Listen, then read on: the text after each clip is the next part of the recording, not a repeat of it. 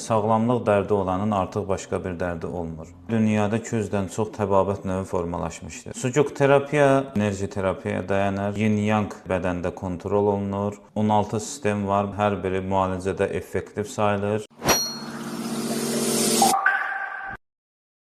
Ta qədim zamanlardan insanları düşündürən əsas mövzulardan da biri onların sağlamlığı mövzusudur. Çünki belə bir deyim var, deyir nə qədər dərdin olursa olsun, bir dərdin hamısına yetər. O da sağlamlıq dərdidir. Yəni sağlamlıq dərdi olanın artıq başqa bir dərdi olmur.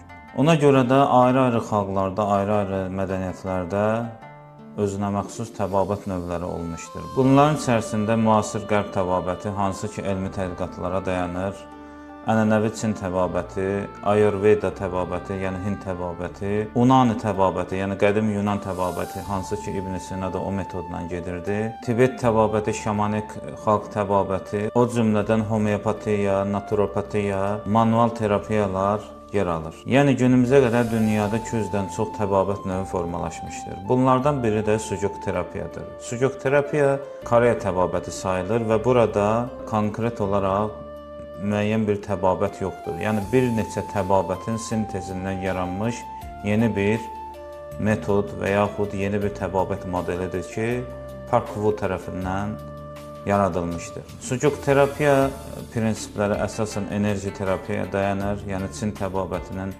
fəlsəfəsinə dayanır. Burada yin-yang enerjiləri bədəndə kontrol olunur. Sucuk terapiyada bir neçə metodlardan və yaxud alətlərdən istifadə olunur. Buraya aiddir maqnit, iynə, toxumlar və s.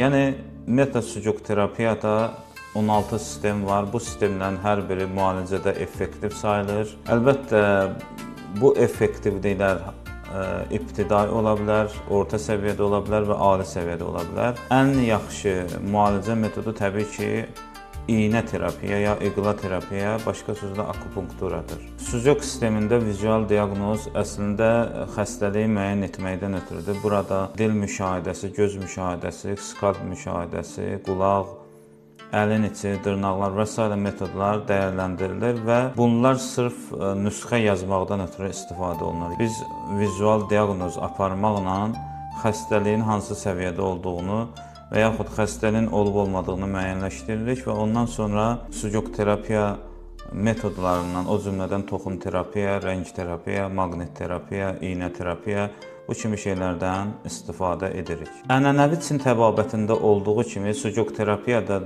enerji dəyərləndirilməsi var, yin orqanlar, yang orqanlar və Çin xalq təbabətindən fərqli olaraq burada 6 enerji sistemi var. Təbii ki, gələn videolarımda Çin xalq təbabətinin prinsipləri və onların enerji qaynaqları haqqında da danışacağam. Sucuk terapiyada alətlər olaraq rəngdən, işıqdan, istilikdən, masajdan, iynədən, maqnitdən, yarpaqdan, çubuqdan, muksadan, rezindən, istiotlu yapışqanlardan, habelə uzuş vasitələrdən istifadə olunur. Bir sözlə sucuk terapiyanın prinsipi bundan ibarətdir ki, təbib bütün şəraitdə, bütün hallarda xəstənin dərdinə bir çarə tapa bilməlidir. Hətta küçənin ortasında olsa belə bu işi görə bilməlidir. Sucuk terapiyada hətta psixoloji problemlər birbaşa orqanların disfunksiyası ilə əlaqələndirilir. 6 enerjisindən biri, yəni yer enerjisi çox olduqda insanda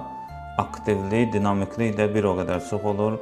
O cümlədən şəxs qəzəbli, aqressiv, tələskən, bu kimi sifətlərlə özünü göstərə bilər. Beləliklə, bütün psixoloji, hətta mənəvi problemlər də birbaşa orqanlarla əlaqələndirilir. Burada şəxsin hansı tarixdə dünyaya gəlməsi, yəni bir mənada astroloji yanaşma da mövcuddur. Hansı ünsürə tabe olması, hansı enerjinin təsiri altında qalması və ehtimal oluna bilən xəstəliklərin nələr olması da aydın şəkildə bəyan edilir. Yaxın günlərdə sucuk terapiya təliminə başlamaq istəyirəm və bu təlimlərin ilkin mərhələsi təbii ki, ödənişsiz olacaq və sizin hər birinizi o təlimdə görməyi arzulayıram.